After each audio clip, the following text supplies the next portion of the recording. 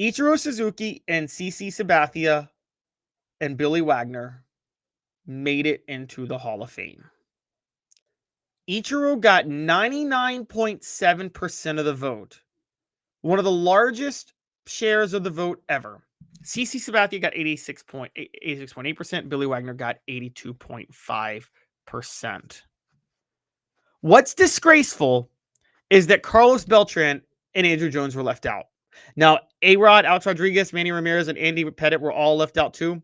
All of them were either suspected or confirmed roid users. I'm feeling no sympathy.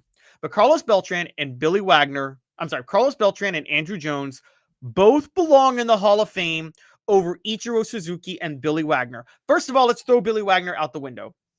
Not literally, figuratively. How are you putting in closers in the Hall of Fame over Hall of Fame caliber everyday players? You don't put sixth men in the Hall of Fame over all-star starters. You don't do that in the NBA, but that's what you're doing with closers. Closers are glorified sixth men. That's all they are. And Billy Wagner should not be in over Beltran or Andruw Jones. He's got a 27 WAR of all time for his career. Closers have that limited of an impact. Designated hitters have significantly more impact than closers do in baseball. And all the data shows that there is absolutely no reason for Wagner to be in over Beltran and Jones. But ready for this? And this is my real hot take, and it's time to point this out. Ichiro also has no right to be in the Hall of Fame over Carlos Beltran and Andruw Jones. This is Major League Baseball falling in love with and overvaluing contact hitters. Here's what's so frustrating to me about this. In baseball, there's contact hitters. There's power hitters. There's 5-tool players. Baseball has decided, and I don't know when, where, or how this happened, that pure contact hitters and then all-around players, so pure contact hitters like a Tony Gwynn, and then an all-around player like a Ken Griffey Jr., are somehow in the same stratosphere. That's not true. The Griffeys, the Barry Bonds before steroids, the Albert Pujols, the Mike Trouts in the 2010s, those guys, the 5-tool players, the all-around hitters, are in a league of their own. Tony Gwynn goes on the shelf that is parallel or opposite to the pure power hitters. The guy that hits 300 and 10 to 15 home runs on the year is the equivalent of the guy that hits 230 and 40 to 50 home runs on the year. We can't put the guy that hits 310 to 15 home runs on the year on the same shelf as the 5-tool player. We can't. Yet somehow we keep doing this in baseball, and it's driving me crazy. Andruw Jones and Carlos Beltran are clear as day better players than Ichiro was. Andruw Jones has a 2.7 higher WAR. Okay? His OPS was 823 to Ichiro's 767. He was within 100 hits of 2,000 hits, and he had 317 more home runs than Ichiro did, having over 434 his career. If you have almost 2,000 hits and over 400 home runs, that is more impressive than 3,000 hits and barely over 100 home runs. It is. And by the way, I haven't even gotten into the fielding points yet. Andruw Jones, no one's going to debate, was a significantly better fielder than Ichiro. Across the board, his fielding numbers are better. He played a tougher position in center field versus right field. And we all know the eye test and the gold gloves favor Andruw Jones because defensively, he may be the best defensive center fielder of all time. There's a lot of data to support that argument. So there is no metric outside of just hits in which Ichiro is better than Andruw Jones. It's absolutely ridiculous to put Ichiro ahead of Andruw Jones in the Hall of Fame. Moreover, Carlos Beltran, I will give you guys this. Ichiro's a better fielder than Carlos Beltran. It's not significant. Offensively, Carlos Beltran was a significantly more valuable player than Ichiro. Beltran has a WAR that is 10 points higher for his career than Ichiro. His OPS career is 837 to Ichiro's 767. He has over 2,700 hits and over 400 home runs. As a matter of fact, the gap between Ichiro and Beltran in hits is almost the same as the gap between Beltran and Ichiro in home runs.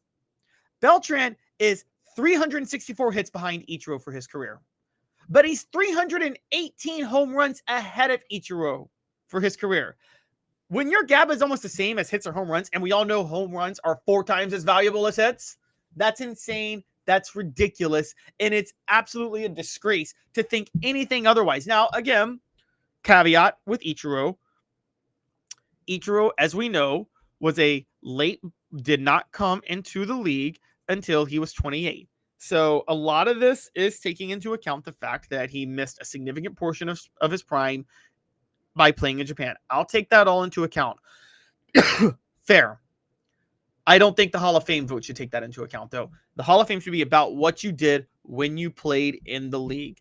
And there is no doubt, by any metric, Andruw Jones and Carlos Beltran were more productive for their teams, for their careers, than Ichiro was. And it's absolutely ridiculous to put Ichiro in the Hall of Fame over them.